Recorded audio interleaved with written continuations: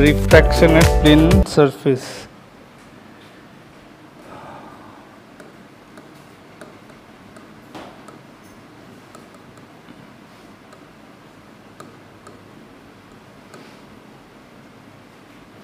Refraction at plane surface. So basic चीज़ तो एकदम जो एलिमेंट्री है वो सब तो तुम लोगों को आता है ना, कि light rays travelling from one optical medium to another optical medium changes its path. When light travels from rarer medium to denser medium, मान लो ये μ1 है, ये μ2 है, ठीक है ना.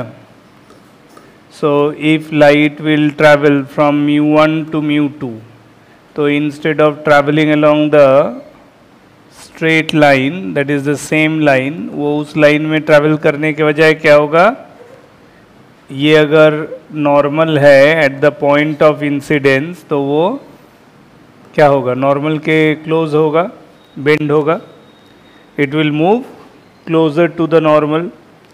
सो ए बी अगर हमारा इंसिडेंट रे है तो बी सी रिफ्लेक्टेड रे है और ये है नॉर्मल, ठीक है.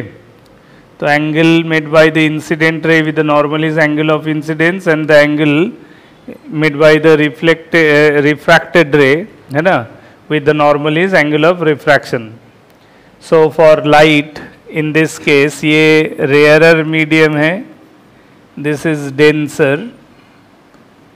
So light traveling rarer to denser, this is the one case, case 1, ठीक है. So in this case of course μ2 is more than μ1, है ना. When light is traveling from rarer to denser, refractive index of the medium comparisons क्या होगा, μ1 will be less than μ2, isn't it or not? Refractive index of the first medium is less than that of the second medium. अच्छा, what will happen with the speed of light in μ1 and speed of light in μ2? अगर मैं speed of light को v1 और v2 assume करूं, if I consider speed of light in this is v1 and this is in second medium is v2, then ये दोनों का comparison क्या है, which one is greater in value, v1 is greater in value. Speed of light for light travelling rare to denser is speed decreases, ठीक है. तो हम लोग क्या लिखेंगे, this implies that according to diagram v1 is greater than v2, this implies that speed of light decreases, speed of light decreases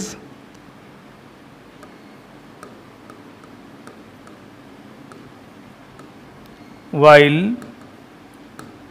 going from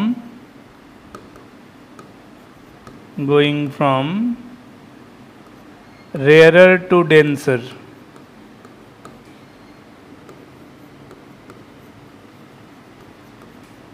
ठीक है.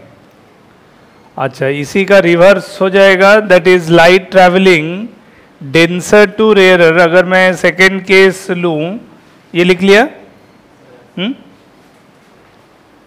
सो what we can see here, light travelling rarer to denser, the refracted ray comes closer to the normal, means I can say angle of incidence is concern that is greater than angle of refraction. Angle of refraction smaller value होगा than that of angle of incidence as the light comes closer to the normal, ठीक है. Normal is the line perpendicular to the interface. Interface वो जो दो optical medium को divide करता है. अब नेक्स्ट है कि अगर लाइट रिवर्स केस हो, रिवर्स आर्गुमेंट हो, केस 2, लाइट traveling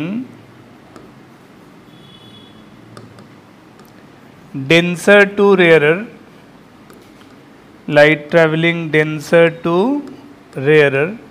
अगर लाइट डेंसर से रेयरर के तरफ ट्रैवल करेगा, ठीक है।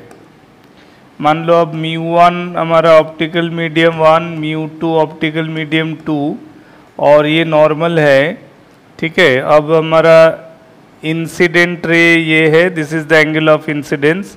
सो लाइट रे will move away from the normal, light ray will move away from the normal.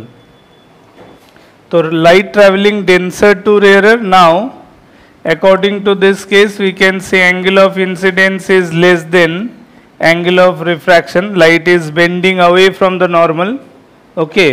Under this case light bending away from normal, and in terms of the refractive indices, now μ1 is greater than μ2.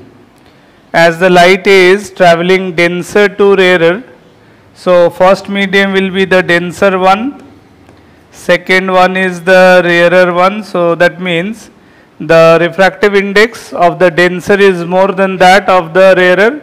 और यहाँ अगर उसी तरह हम like the previous one, अगर previous one के जैसे अगर मैं velocity को डिस्कस करूँ, velocity values of the light ray in denser and rarer, तो यहाँ क्या होगा बोलो तो, यहाँ V1 लेस देन V2, तो यहाँ क्या होगा V1 will be less than V2, यानी कि स्पीड ऑफ लाइट चाहे वो रेयर टू डेंसर जाए या denser to rarer, correspondingly rare medium में स्पीड ज़्यादा होगा than that of the denser medium in that particular case, ठीक है। क्लियर हो रहा है?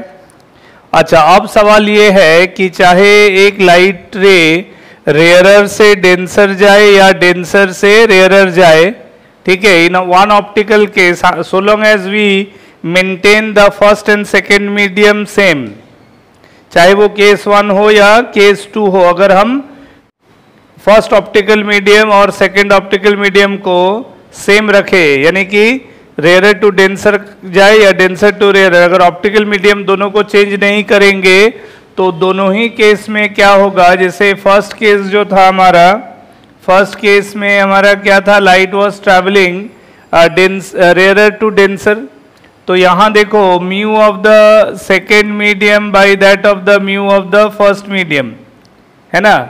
इसी को कहते हैं, इसी को लिखने का तरीका है 1 म्यू 2, लिखने का तरीका क्या है 1 म्यू 2, मतलब लाइट फर्स्ट मीडियम से सेकेंड मीडियम में ट्रेवल कर रहा है, तो 1 mu 2, so mu in second medium by that of the mu in first medium, तो ये एक कांस्टेंट वैल्यू है, ये एक कांस्टेंट वैल्यू है, और इसको हम लोग लिखेंगे the ratio of sine i to sine r, the ratio of sin I to sin R for a particular color of light, that ratio will be always constant so long as we maintain the first optical medium and the second optical medium both.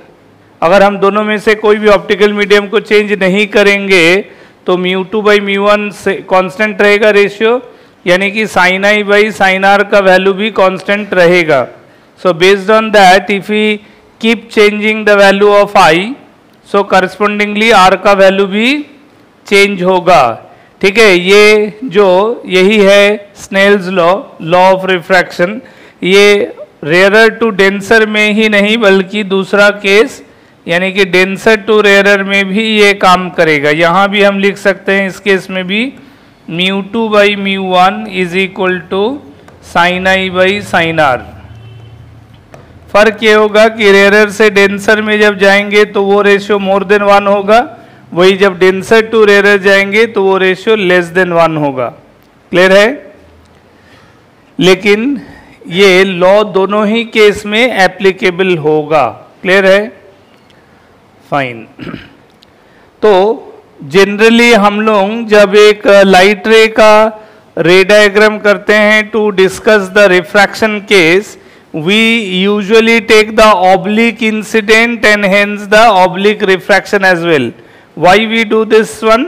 Because we always need to consider or we need to confirm the angle made by the incident with the normal at the point of incidence, और इसीलिए हम लोग oblique incident लेते हैं। इसका ये मतलब नहीं है कि normal incident नहीं होगा। अगर लाइट normal incidence होगा तो फिर वो अनडेविएटेडली ट्रैवल करेगा, चाहे वो रेयरर टू डेंसर जाएगा या डेंसर टू रेयरर। मतलब अगर मान लो ये कोई इंटरफेस है, ये μ1 ऑप्टिकल मीडियम, ये μ2 है, और लाइट अगर हमारा इस तरह से नॉर्मल इंसिडेंट है तो वो अनडेविएटेडली ट्रैवल करेगा, ठीक है।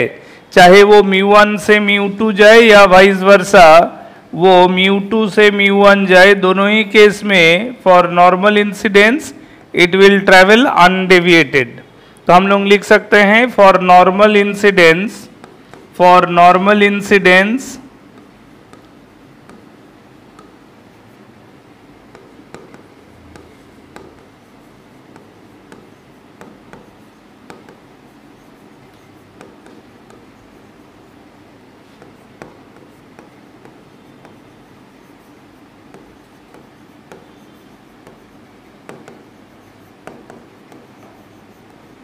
For normal incidence light ray travels undeviatedly, ठीक है। ये अनडेविएटेडली ट्रैवल कर सकता है लाइट रे, चाहे वो रेयरर से डेंसर का डायग्राम हो या डेंसर से रेयरर का डायग्राम हो, ठीक है।